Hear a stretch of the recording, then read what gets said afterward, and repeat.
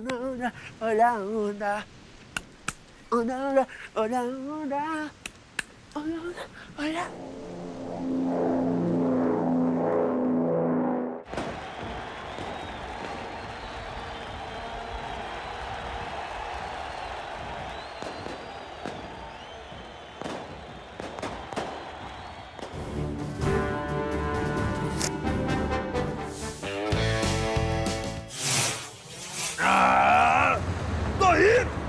Tô indo, não sabe esperar não. Vou apressar também não. Todos prontos? Prontos! Então... Roda a vinheta!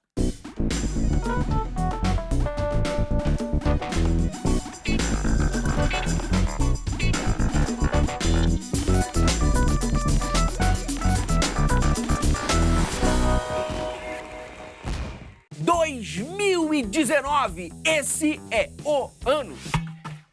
E 2018 também foi. Mas em 2016, foi o quê? E, ó, parei com vocês, tá? E aí, bora passar no Enem? A gente tá todo dia na TV Escola, de segunda a sexta, às 7 da manhã, 1 da tarde e 6 da tarde. Sábado e domingo é dia de maratona. Aí, vai que tu é que nem eu, entendeu? E às vezes perde 1, 2 ou 10 programas. Fica tranquilo, beleza? Vai lá no nosso site. Ou você pode ir lá no youtube.com/TV Escola. Segue daí, lá de Vieira. Fica aqui comigo porque a gente começa com matemática e com ele, professor Vitor Israel. Chega mais. Opa, tudo bem? E aí? Bom te ver, cara. Pra quem vai fazer o Enem esse ano, a Vera, qual é a dica pra se programar nos estudos? Então, a matemática tem um peso muito grande no Enem. Então, eu acho que o principal ponto é a organização. É organizar um cronograma de matérias que você quer estudar, colocar tudo bonitinho numa agenda para conseguir passar um pouquinho por tudo. Você trouxe uma questão de razão e proporção, tô certo? E aí, professor, o que a gente precisa pra fazer essa questão? Entender as proporções, quando uma relação é direta ou inversa, é fundamental para resolver uma questão como essa. Show de bola. E quando a gente aprende isso no colégio? Isso é no ensino fundamental. Normalmente é ali pelo 7º ano. Que outros conteúdos do ensino fundamental podem aparecer na prova? Por exemplo, escala é uma consequência de proporção. Também é dado no mesmo ano, no 7º ano, mas aquela parte de mudança de unidade, de quilômetro para metro, de quilômetro quadrado para metro quadrado, também é visto no fundamental. E muita coisa até de geometria. A gente começa a ver pequenininho no ensino fundamental. Então partiu pra questão, professor? Maravilha, vamos lá? Simbora? Então vamos lá.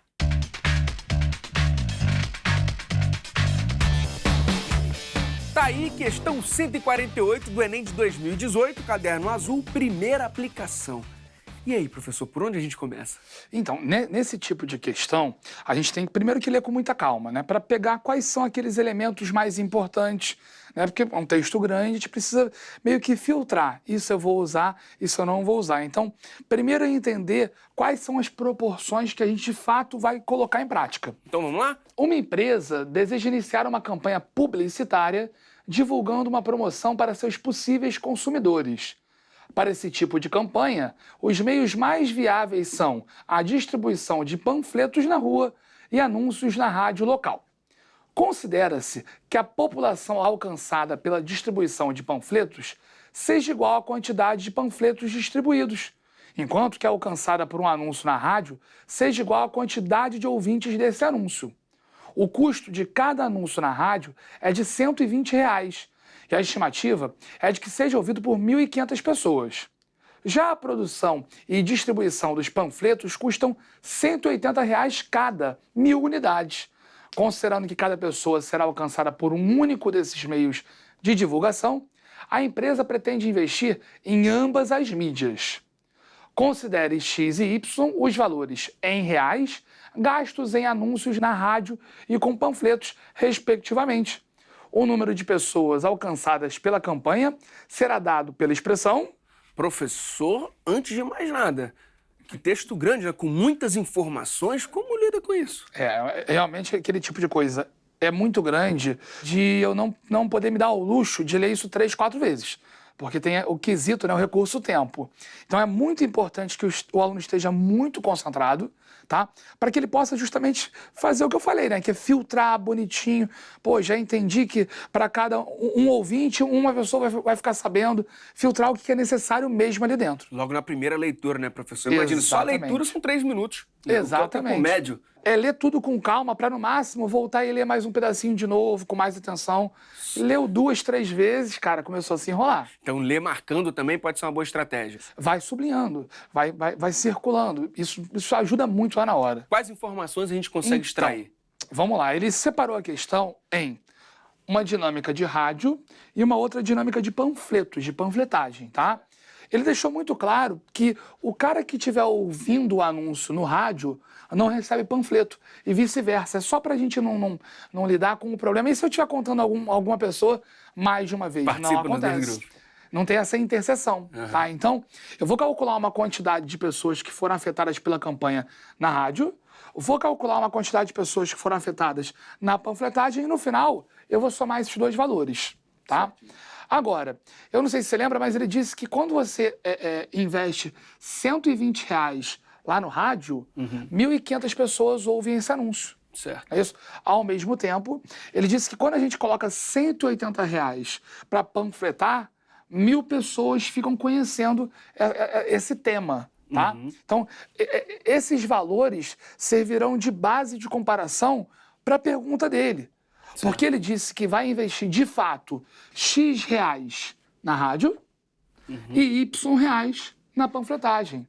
Então, veja bem, ó, R$120 fazem com que 1.500 pessoas me conheçam, assim como X reais fazem, eu criei uma letrinha aqui, a gente chama de K. Beleza. Tá? Da mesma forma, na panfletagem, R$180 faz com que 1.000 pessoas me conheçam, assim como os Y reais conseguem fazer com que Calinha, né? Só para ficar diferente, não é galinha. Calinha. Calinha. Calinha. Exatamente. Acabem me conhecendo. Eu tenho que descobrir, Lante, quem me conheceu aqui, que é o K, certo. E quem me conheceu aqui, que é o Calinha. No final, eu tenho que somar. Perfeito. Tá?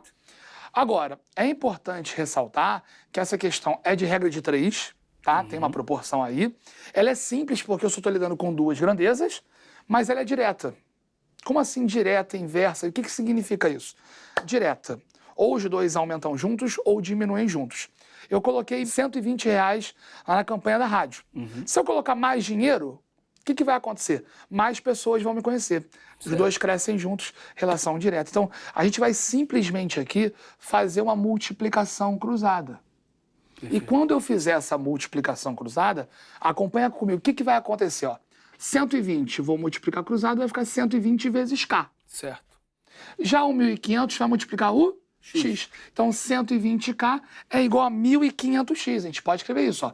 120K é igual a 1.500X. Como a gente está interessado nesse pessoal, no K, eu vou isolar o K. Mas antes eu posso aqui, ó. Tô de bobeira, ó, vida louca de novo. Eu cortei uns ali de cada lado. Não é nada, já me ajuda um pouco, né, meu amigo? Sim. Então, o que pode acontecer aqui? Vamos colocar, ó. Eu tenho 12K igual a 150X. Então, K vai ser igual a 150X dividido por 12. Agora, qual que é a minha ideia com o aluno? Dá pra gente simplificar isso aí. Vamos dividir isso aí por 3? Vamos? Bora. Ó, 150X, se eu dividir por 3, dá 50X.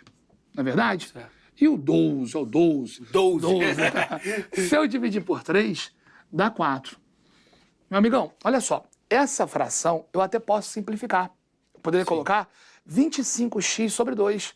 Mas eu já sou um cara ligado, eu já olhei para as opções. E em nenhuma delas tem 25x sobre 2. Então, e tem uns que 50 ali, tem bastante 50. Vamos deixar assim. Se precisar, a gente mexe, tá? Beleza. Aqui na parte da panfletagem é a mesma história. Né? A gente tem uma regra de 3, simples, direta, vamos multiplicar cruzado. Então, o 180 vai multiplicar esse K linha. Assim como o Y vai multiplicar o 1.000, então vai ficar 1.000Y. Então, você já está ligado no que eu vou fazer. Eu sou um cara previsível aqui, ó. Vamos cortar um 0 de cada lado, tá? E aí, esse K linha vai ser o 100Y. O 18 não estava multiplicando? Passa para lá dividindo. E aí, da mesma forma, amigo, dá para a gente simplificar. É até mais leve. Vamos simplificar por 2. Beleza. 100y, se eu dividir por 2, dá 50y. E o 18, se eu dividir por 2, dá 50y sobre 9. Não vou mexer por 2 motivos. Já é irredutível, não tem mais como diminuir isso, tá? E eu reparei que na resposta aparece assim, tá? Agora, o que eu tenho que lembrar, Lange? Que esse é o pessoal que vai ouvir a rádio. E esse é o pessoal que vai receber os panfletos. Certo. Como ele queria o total, o que a gente vai fazer? A gente vai somar. Vai ser 50x sobre 4 mais 50y sobre 9. Quem elaborou essa questão não quis simplificar a fração 50x sobre 4. Existem frações equivalentes, mas chegamos à resposta. Perfeito. Então, verificando aqui a resposta, a opção. Letra A, matamos letra A. Tem outras formas de resolver essa questão? Reparou que tem muita letrinha? Sim. É bom, vou te dar um exemplo prático, tá, do cotidiano. Imagina que você está em casa e quer fazer um bolo, tá? Aí você pega a receita do bolo, você repara que vai ficar um bolo muito grande, que vai acabar estragando. O que você faz? Uma proporção. Exatamente. Aí você geralmente faz o quê? Ah, vamos dividir tudo por 2? Em vez de usar 2 ovos, vou usar um ovo só. Em vez de usar uma xícara de farinha, usar meia xícara. E aí você percebe que existe um fator de proporção. Ah, dividir por 2, ó, todo mundo vai dividir por 2. Aqui, como a segunda parte da comparação é completamente literal, a gente ficou mais amarrado.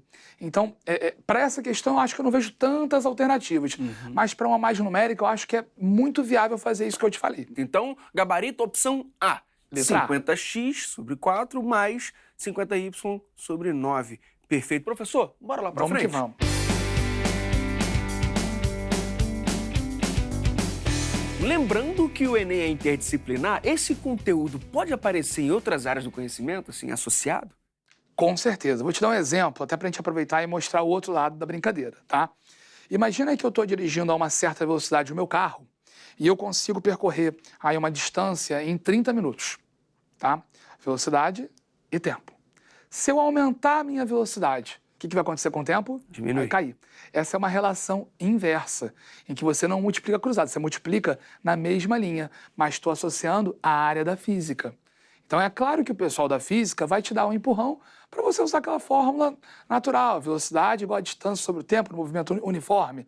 Agora, a regra de 3 serve para isso também.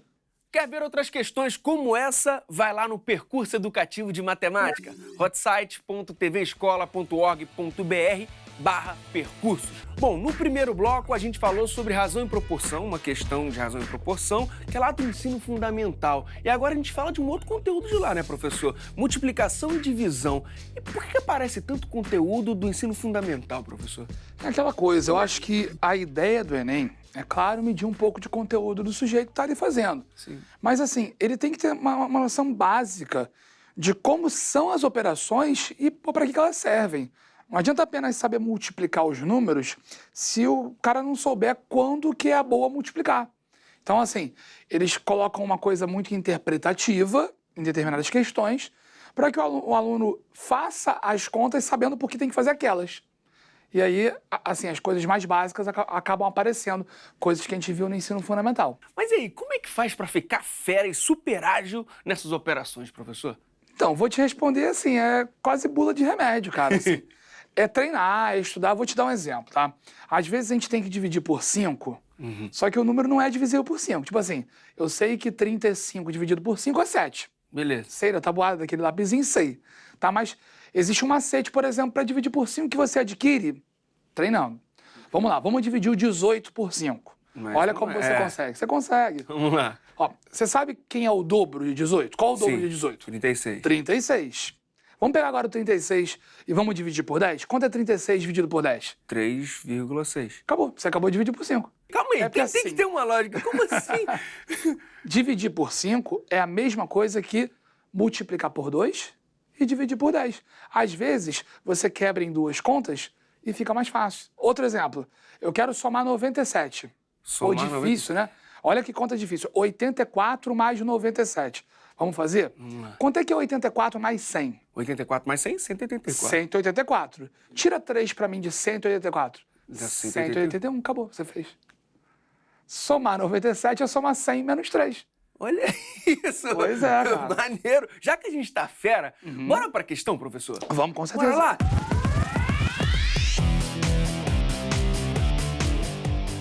Aí, ó, é a questão 172 do Enem 2018, caderno azul, primeira aplicação. Eu vi que você já deixou várias operações aqui, professor. Exatamente. Essa dá trabalho. Dá trabalho. O aluno precisa ter uma história sendo desvendada ali. Ah, por que que ele teve essa pontuação? Quantas vezes ele ganhou essa pontuação? Para depois partir para cá e começar a fazer todas essas contas, né? Perfeito. Então, bora lá? Vamos lá, vamos ler. Na teoria das eleições, o método de Borda sugere que, em vez de escolher um candidato, cada juiz deve criar um ranking de sua preferência para os concorrentes. Isto é, criar uma lista com ordem de classificação dos concorrentes. A este ranking é associada uma pontuação. 1 ponto para o último colocado no ranking, 2 pontos para o penúltimo, 3 para o antepenúltimo e assim sucessivamente. Ao final, soma-se a pontuação atribuída a cada concorrente por cada um dos juízes. Em uma escola, houve um concurso de poesia no qual 5 alunos concorreram a um prêmio, sendo julgados por 25 juízes. Para essa escolha da poesia vencedora, foi utilizado o método de Borda. Nos quadros estão apresentados os rankings dos juízes e a frequência de cada ranking, né? Frequência, quantas vezes aconteceu. Então tem uma tabelinha ali com 4 tipos de rankings, 1, o 2, o 3 e o 4. E na segunda tabela eu tenho a frequência de cada um desses rankings, né? Quantas vezes aconteceu. Então, por exemplo, Land, ali no ranking 1, tá vendo que a frequência é 4? Então, aquele ranking 1 aconteceu 4 vezes. Frequência é o número de vezes que um evento acontece. Segunda questão com texto grande, você só trouxe questões com textos grandes. Vim para causar. Essa ainda tem tabela, muitas Exatamente. informações. Bacana, mas e aí, como é que a gente resolve? Então, eu já olhei ali para a tabelinha, né? Na tabelinha eu estou olhando o ranking 1, por exemplo. É bom que está na ordem alfabética, fica fácil para a gente explicar, né? No ranking 1, a Ana ficou em primeiro. Então ela ganha 5 pontos. Beleza. Tá? A Bia ficou em segundo, então ela ganha 4 pontos. O Caio ficou em terceiro, ganha 3 pontos. Finalmente a Dani ficou em penúltima, quase finalmente, né? Ganha 2 pontos. E aí sim, finalmente o Edu em último ganha 1 ponto. Então, 5, 4, 3, 2, 1 na ordem alfabética. Sim. Só que repara que aquele ranking 1 não apareceu uma vez só, não. Aquele ranking 1 apareceu 4 vezes. Então, por exemplo, a Ana não ficou em primeiro? Sim. Ela vai ganhar 5 pontos, não vai? Certo. Só que esse placar apareceu para ela 4 vezes. É por isso que eu coloquei no quadro, ó. Ela vai ganhar 4 vezes esses 5 pontos.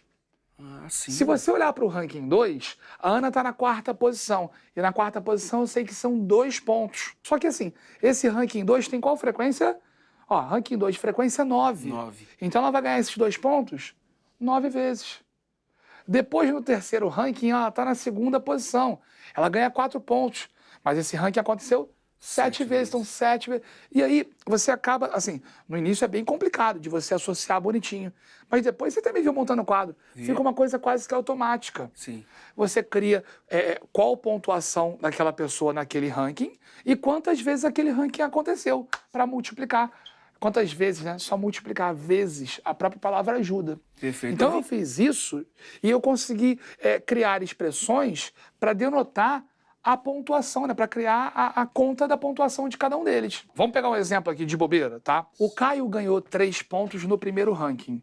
Certo. Ele ficou em terceiro lugar. Só que esse ranking aconteceu 4 vezes. 4 vezes 3. O Caio ficou em segundo no ranking 2. Por isso que ele ganhou 4 pontos. Só que esse ranking aconteceu 9 vezes. O Caio ficou em terceiro de novo no terceiro ranking. Então ele ganhou 3 pontos nesse terceiro ranking, que aconteceu 7 vezes. E por último, literalmente, no último ranking, o Caio ficou em último. Ele ganhou 1 ponto só. Só que esse ranking aconteceu 5 vezes. E com isso você vai criando as multiplicações. Então bora lá, bora resolver, professor? Vamos resolver. Então, qual que é a ideia? Criamos as multiplicações. A questão nos falou que a pontuação é a soma, né? Então, criamos as multiplicações, já criei os resultados aqui abaixo de cada valor, né? Você que está em casa pode até tirar uma foto da televisão agora, né? Se quiser. Se for no YouTube, pode pausar. Print, sabe? pode mandar o print. youtube.com/TV Escola. Ó, aproveitou, né? E aí, eu vou somar cada multiplicação dessa. E no final, eu vou ter a pontuação final de cada um dos 5. Perfeito. Tá? Agora, a questão estava perguntando quem ganhou o concurso. Aquele que obteve mais pontos. A gente vê que fica bem discrepante, né? A Ana fez 86 pontos. Ó. Assim, o segundo lugar fez 75, ó. Então, a maior pontuação é a da Ana. Eu só não sei em qual letra que tá, Ana. Olha que maldade, parece que é letra A, mas não é, né? Ele inverteu, né? A resposta é Ana, que está na letra E. Tá, esse é o Olha nosso isso. gabarito. Até esse jogo de letrinhas pode confundir, né, professor? Pô, você tem alguma dúvida que algum aluno, ano passado, pensou Ana e marcou letra A? Olha que maldade, tem que estar muito atento. E dava para fazer de outra forma, professor? Também dá para trabalhar com uma multiplicação matricial. Eu falo isso, tem aluno que chega a desmaiar quando a gente Olha fala isso. isso, né? Eu já fiquei É assustado aquela aqui. coisa de matriz, que multiplica linha por coluna, mas eu acho que é usar uma arma muito forte contra uma coisa que, como a gente vê, é de ensino fundamental, Landy. Só para reforçar o gabarito, é Ana, a Ana venceu, Aham. mas é a opção É E, letra E, tem que tomar cuidado. que muda a ordem. 86 pontos. Exatamente. Tem várias questões de razão e proporção lá no percurso educativo de matemática. Eu repito o endereço, tá tranquilo. hotsite.tvescola.org.br/percursos. Aproveita.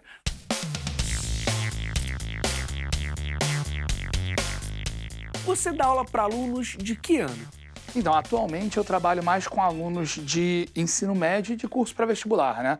Mas já trabalhei com criancinha de 6º ano, sei como é que é isso, e é importante para a gente ter esse tipo de noção. Então, professor, sobre os alunos do ensino médio, já estão se preparando? Como é que tá esse primeiro momento? Então, eles estão se preparando, eles já estão um pouquinho depois daquela fase da organização. Acho que é super importante você se organizar, parar e investir seu tempo para montar uma tabelinha.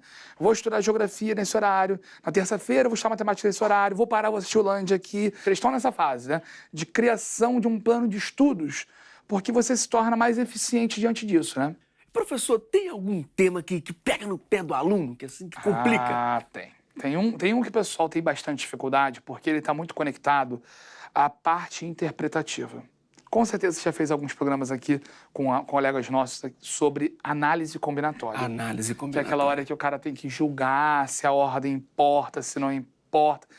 Mas tem que dividir por 2. Então, é um tema que é muito recorrente na prova do Enem e que costuma derrubar uma galerinha aí. E eu costumo dizer que a análise combinatória é a ciência do AE. Ah, Que é? O aluno fala assim, pô, Vitor, mas não podia fazer isso, isso, isso? Aí você responde, não, cara, não pode porque também tem isso, isso e isso. Aí o aluno vai, vira e fala o quê? É a ciência do AE. Ah, é.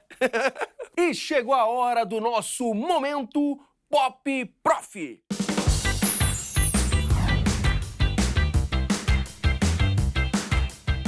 Se a equação for irracional, você insiste no diálogo? Porque a gente tem que dialogar para que ela entenda, né? Sabe que eu já tive um cachorro chamado Pi. Sabia disso? Que ele era irracional. Adubar uma raiz quadrada ajuda no desenvolvimento da mesma? Eu acho que é importante, porque é melhor adubar, né, para achar essa raiz do que achar raiz quando você tá no bar, né? Então, adubar. Eu não consigo, eu desisto. E os números imaginários são coisas da sua cabeça? Olha, são coisas da minha imaginação, com certeza, né? Mas é mais ou menos como uma impressora disse para outra. Essa folha é sua ou é impressão minha? Afinal de contas, a primeira impressão é que fica. Sempre, às vezes até no imaginário. Senhoras e senhores, esse foi o Momento Pop Prof. Uma dica Master Power para quem está se preparando. Eu costumo dizer que não dá pra gente abraçar o mundo, tá? A análise combinatória vai cair? Vai cair. Agora, não adianta você ficar o ano todo estudando unicamente análise combinatória. Tem geometria plana, geometria espacial, você tem probabilidade, você tem função, você tem PA, tem PG. Então, são muitos assuntos. Então, monta uma ordenzinha para você conseguir, pelo menos, dar uma boa olhada em tudo. Para você não sair negativamente surpreso da prova, né? Otimizar o tempo, né, professor? Exatamente. Professor, muitíssimo obrigado mesmo pelo bate-papo. Volte junto. sempre, viu? Sempre que vocês convidarem, eu tô aqui. Valeu. Bom, eu aproveito e repito o endereço do nosso site, tvescola.org.br. Clique em programas que você acha a gente. Ou no youtube.com/tvescola. Até a próxima. Bom programa a todos, senhores. Valeu, Madu! Isso aí, pô. O uivo do quinto é o melhor. O lobo.